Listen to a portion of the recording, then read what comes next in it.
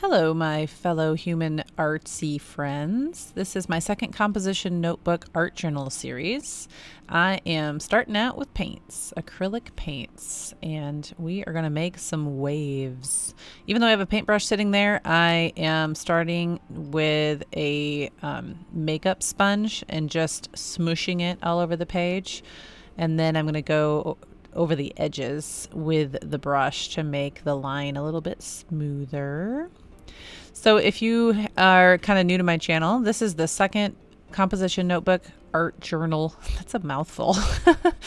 That I've done. I'm fairly new to art journaling and mixed media. I've been doing it about 18 months officially. So what started this whole adventure was I homeschool my kids, and I was volunteering to teach some kind of artsy class to like 10 to 12-year-olds. And each week I had to come up with my plan. And so I thought, oh, we'll just make an art journal so that we can try different mediums. And I loved it so much that I started watching some people on YouTube and trying to imitate some things. And then it just took off from there. And then joined a Facebook group and posted a few things that a lot of people were like, hey, how did you do that? That's really neat. Have you ever thought about making videos? So I thought, oh, that'd be kind of fun. I enjoy photography and video editing. Actually, I've done like slideshows for senior graduations and things like that. I used to design a yearbook for our homeschool co-op, which if you're not familiar with the homeschool world, a lot of homeschoolers will join a co-op, which is usually once a week where you get together and all the kids have either academic or kind of like the extra academic, the fun classes, gym and things that you couldn't as easily do just in your family at home.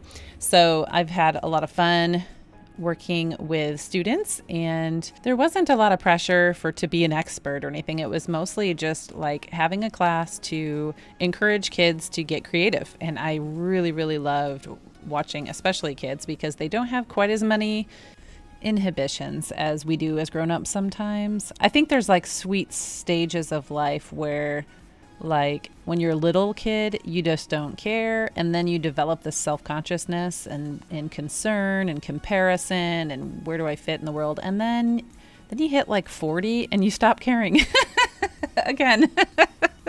So I fit in just perfect. I'm 47 now. So it was like, well, I was 46 at the time. And yeah, so I wasn't afraid to just go for it and have fun and be creative. And I think I identify quite well with young kids who aren't afraid to go for it. Now, there were a few that were kind of perfectionistic and, struggled a little bit. Okay, so here I skipped ahead till after I wrote my quote because I forgot to hit record. But I just kind of spared you a lot of lettering detail. But I will just tell you that I started out just writing my quote with just a basic block lettering, and then I went back through and added the dimension, the thickness, and the weight to the tips of the letters. So my quote, if you weren't reading as I was blabbing my mouth, is, never regret a day in your life. Good days give happiness, bad days give experience, worst days give lessons, and best days give memories.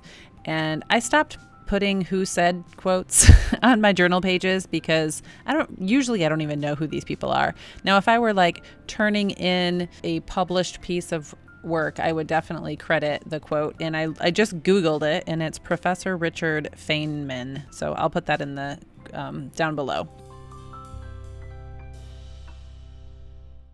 So before I go on, you'll see right there that I smeared my paint because I didn't let it dry before I put my arm over it. And I'm kind of like, I feel like I'm becoming infamous for doing that. I do it a lot.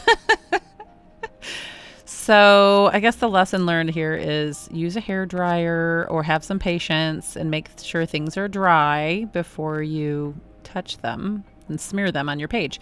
But I just wiped it off with a paper towel, and you can still see it smudged, but I'm going to just let that dry some more before I go touch it up with the blue paint. Okay, back to my quote for a minute. I want to put a qualifying statement that I think it's okay to have regret, to regret doing something, but not to live in regret. Does that make sense? I mean, sometimes we make bad choices, right? And we wish we would have made a different choice. And I think that's healthy to say, I regret that choice. But once we have made that realization and we realize like, oh, if I had it to do again, I would do it differently, then we've learned our lesson, right? The worst days give us lessons. I've just heard people say, I don't regret any mistakes I've ever made or anything I've ever done because it's made me who I am today. And yes, we value the lessons, but I think that if we don't acknowledge the consequences of our past choices and that it may have hurt others or had consequences that continue on to this day, I think those are the things that we don't ever stop regretting, but we can stop living with the guilt and the shame over it, because there is forgiveness, there is grace for the mistakes that we've made. In God there is. Hopefully whoever that we have hurt in this world, in this life, that will give us the opportunity to ask for forgiveness, and there'll be reconciliation there as well.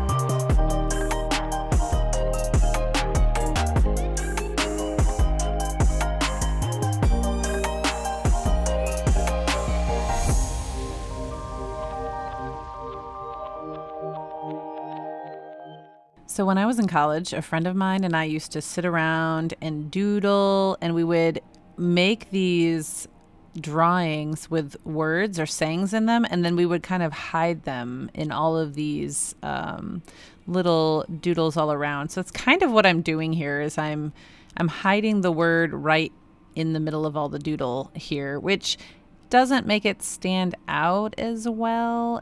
So I'm kind of like second guessing that choice, but I'm going to do a few things to try to distinguish it between the letters. I think maybe if I had done the whole quote that way, that it would make probably a little bit more sense. But anyway, I always try to share my thoughts on my pages as I go, so that hopefully, I don't know, maybe it'll benefit you. Although I do tend to like overshare, all my mistakes. I not overshare. I don't care. I'm fine with that. But most of the time people were like, oh, I would never have noticed this or that. We are our own worst critics.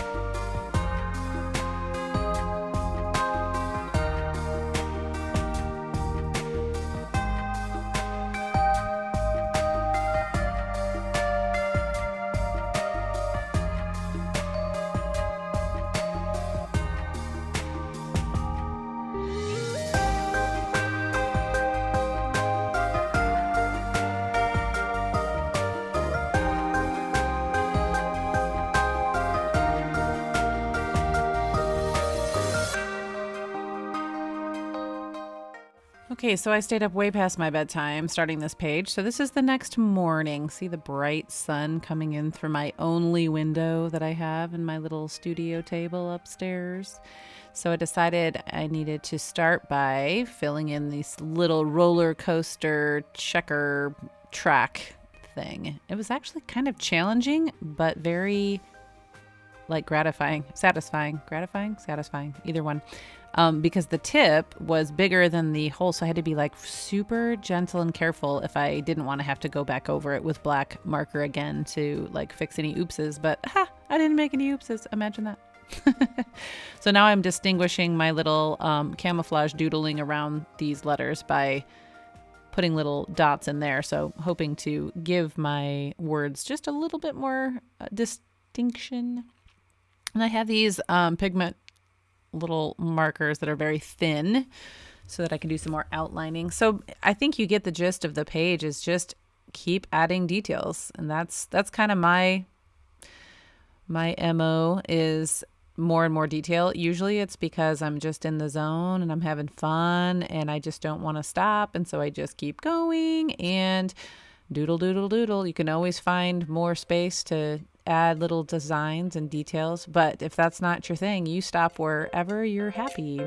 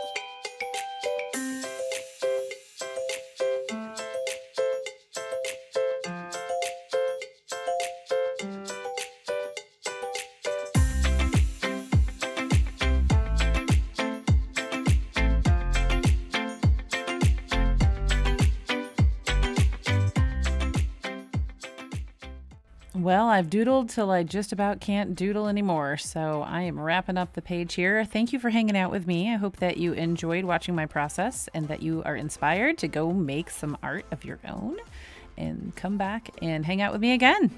Have a blessed day.